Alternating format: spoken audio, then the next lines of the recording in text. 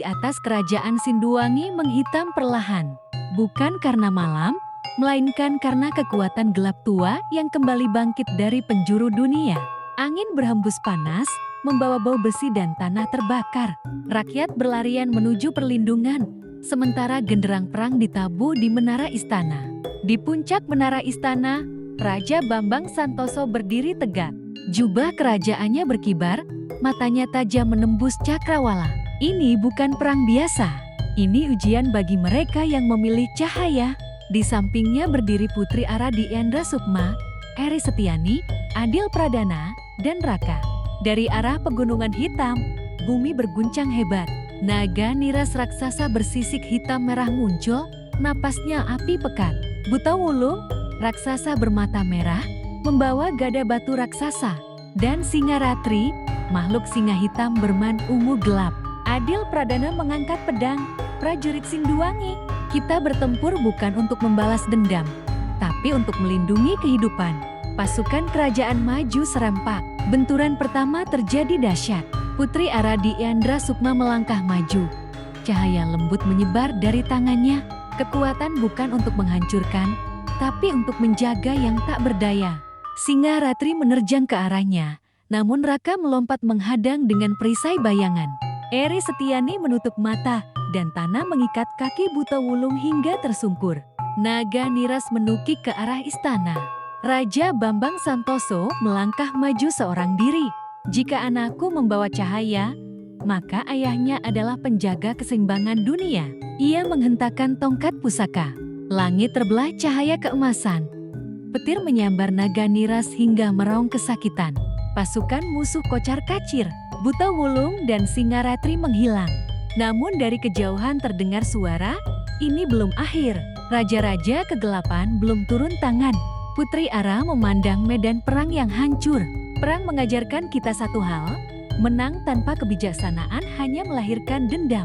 Kerajaan Sinduwangi masih berdiri, namun badai yang lebih besar sedang menuju. Langit di atas perbatasan kerajaan Sinduwangi menghitam. Buta Wulung dan Singaratri kembali muncul, terluka namun penuh amarah, berlari menuju hutan larangan. Di atas bukit, Putri Ara Diendra Sukma berdiri tegak, wajahnya tenang. Selama kejahatan dibiarkan hidup, kedamaian tak akan pernah benar-benar ada. Ia melangkah maju, cahaya keadilan menyala di tangannya. Di lembah Wening, Buta Wulung mengamuk. Kau tak akan berani, Putri Cahaya. Ara tidak menjawab. Ia menutup mata, lalu cahaya mengalir seperti sungai, membentuk lingkaran yang menenangkan bumi. Buta Wulung tersungkur, amarahnya padam. Jika sejak awal, aku memilih jalan benar. Ia menghilang bersama kebenciannya, kembali menjadi debu bumi. Singaratri mencoba melarikan diri. Ara melangkah ke depannya. Berhenti. Tidak ada lagi jalan gelap. Makhluk itu menyerang. Ara mengangkat tangan. Cahaya menyelimuti Singaratri, memisahkan kegelapan dari wujudnya hingga ia lenyap tanpa sisa. Angin berhenti, langit cerah perlahan. Pangeran Adil berkata, keadilan bukan tentang siapa yang paling kuat, tapi siapa yang paling bertanggung jawab. Ara menatap lembah yang damai. Kejahatan harus dihentikan, bukan karena kebencian, melainkan agar kebaikan bisa tumbuh. Raja Bambang Santoso menambahkan, hukum yang adil menjaga manusia tetap manusia. Eri Setiani tersenyum haru. Buta Wulung dan Singaratri telah berakhir, namun kewaspadaan tetap dijaga. Karena di dunia ini, keadilan harus selalu disertai kebijaksanaan. Langit malam di atas tanah Jawa tampak lebih gelap dari biasanya. Bintang-bintang seakan meredup.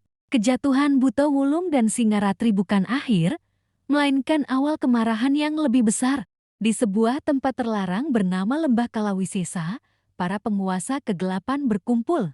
Api hitam menyala ketika kepala Buta Wulung dan taring Singaratri diletakkan di altar. Suasana hening, lalu berubah menjadi raungan amarah. Mantra kala berbicara dengan suara berat, dua makhluk terkuat kita telah tumbang oleh seorang putri dari Sinduwangi. Naga niras mengangkat kepalanya, putri itu bukan manusia biasa. Ia tidak bisa ditaklukkan dengan kekuatan kasar. Para makhluk kegelapan terdiam. Kalau begitu, apakah kita menyerah? Tanya seorang raja siluman. Tidak, Naga Niras, kita tidak bisa menaklukkan Putri Ara, tapi kita bisa melukai apa yang ia lindungi. Kerajaan Sinduwangi. Mantra kala mengepalkan tangan, kita hancurkan persatuan, kita goyang keyakinan rakyat, dan kita buat kerajaan itu hidup dalam ketakutan. Sementara itu, di kerajaan Sinduwangi, rakyat menyalakan obor syukur. Namun Ara berdiri di pendopo dengan tenang. Raka di sampingnya berkata, mereka tidak akan berhenti, aku bisa merasakannya. Ara mengangguk, aku tahu, kejahatan yang kalah biasanya menjadi lebih lisik. Eri Setiani mendekat, itulah sebabnya, Ara, kau harus tetap rendah hati. Kekuatan terbesar ada pada hatimu. Di ruang dalam keraton, Raja Bambang Santoso berkata pada Adil Pradana, anakku, bersiaplah. Perang berikutnya bukan soal senjata, tapi soal persatuan dan kebijaksanaan. Kejahatan yang kalah tidak selalu lenyap, kadang ia bersembunyi, namun selama kebaikan berdiri bersama, cahaya tak akan pernah padam. Di kejauhan, kilat hitam menyambar langit, tanda serangan berikutnya sedang direncanakan. Malam itu, langit di atas kerajaan Sinduwangi berubah kelam. Di lembah terlarang Wanakala Ireng, para pemimpin golongan hitam berkumpul.